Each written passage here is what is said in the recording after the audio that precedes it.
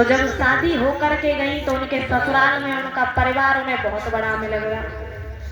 अब जिसने कभी अपने घर में एक कप चाय बना करके ना पी हो और ससुराल में जाए के उन्हें बहुत बड़ा परिवार मिल जाए तो अच्छे अच्छों पे भूत और चुड़ैली आ जाएंगे। तो जैसे ही वो अपने ससुराल में पहुंची, अब तो सुबह से शाम हो जाए उन्हें काम करते करते, रोटी बने इतनी, क्योंकि सदस्य थे बहुत। अब तो सुबह से शाम लगे ही लगे निकल जाए पूरा दिन।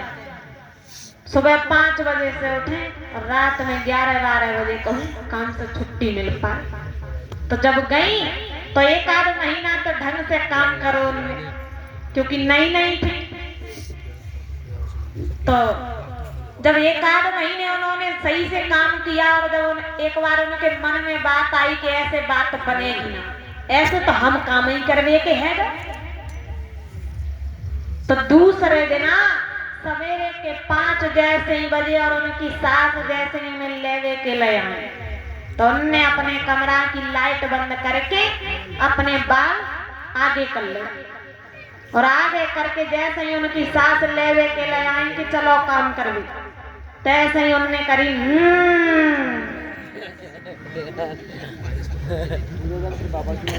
उनकी सास ने कही बहू पे तो कोई आए हो। अब तो उनके घर वाले बड़ी परेशान। एक बात और है, भूत आने का भी एक टाइम होता है। कौन सा? सुबह 6 बजे से 10 बजे तक और शाम को 5 बजे से 8 बजे तक। दिन में मरीज भी आराम करे और भूत भी आराम करे। तो उनसे ही देखते 5 दिन हो गए, उनको भूत ना जा रहा। लगातार उन्होंने यही नौटंकी करी। जैसे ही 5 बजे तैसे ही वे करते उनके ससुराल वाले बड़े परेशान। अब वे अपने मन में क्या सोच रहे, जो काम बहुत बढ़िया, अब तो मैं जो ही करूंगा। अब तो डेली उन्होंने नियम बना लिया। उनके ससुराल वालों ने हर जगह डॉक्टरों से दिखाया, भगत से दिखाया, लेकिन कोई फायदा नहीं। फायदा तो तब मिले जब उन पे कोई होए, उन पे तो कछु हतो ही ना। वे तो झूठी झूठी कर रही थी।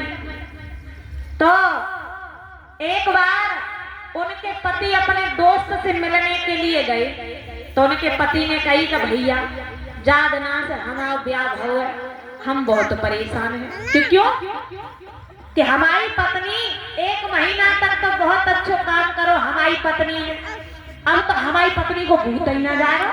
कि अच्छा कि कितने बजे आता है? कि सवेरे ही आ जाता 6 बजे।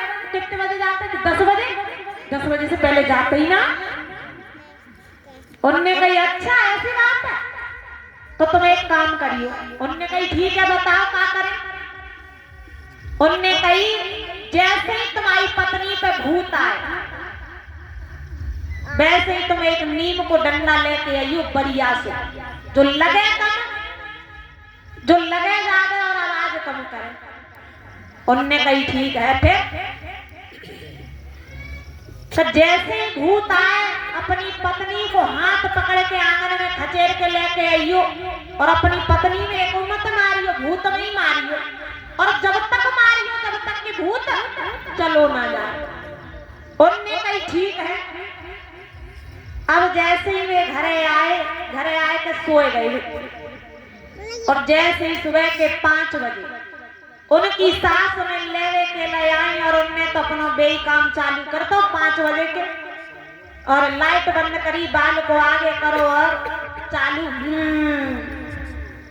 और उनके पति ने उठाओ डंडा और हाथ पकड़ के आंगन में खचेर के लेके आए और मार और क्या कह रहे हैं कि आज मेरा भूत कोई ना छोड़ूंगा, आज भूत रहेगा या मेरी पत्नी रहेगी, आज मैं छोड़ूंगा ना। मार के उनने अपनी पत्नी पसार दी। उनकी पत्नी हाथ जोड़ के बोली कि हमें छोड़ दो, हम पे कोई ना, हमें छोड़ दो। उनके पति बोले अरे बड़ी जल्दी भूत चलोगा, 10 बजे से पहले तो जाता ही ना, मैं तब तक मारूंगा जब तक भूत ना जाएगा।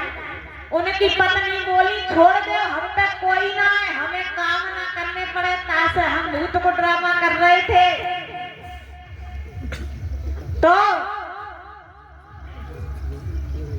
एक बात हम जरूर कहना चाहेंगे कि जो माताएं बहनाएं अपनी बेटियों को संस्कार नहीं सिखाती, घर के काम नहीं सिखाती, खास करके उनसे जो बेटियां पढ़ रही हैं, माताएं बहनाएं कह देती हैं कि हमारी बेटी तो पढ़ रही है। अब बताओ कौन नहीं पढ़ता, सभी पढ़ते, लेकिन पढ़ाई के साथ साथ और काम भी तो देखे जाते हैं। तो ये भी जरूरी है कि माता पिता अपने बेटियों को और बेटों को पढ़ाई के साथ साथ घर के सारे वो कार्य सिखाएं, जिससे कि ससुराल में जाकर के उन पर भूत और चुड़ैलियां ना आए।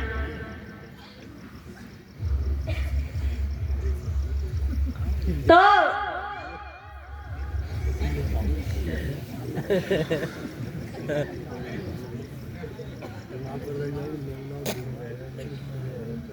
आज उसी समय दासी ने कहा कि मैया हमें तो ऐसा लग रहा हो कि वो बाबा हो तो ना बाबा वही में लला के ऊपर कुछ जादू तो ना कर दो है।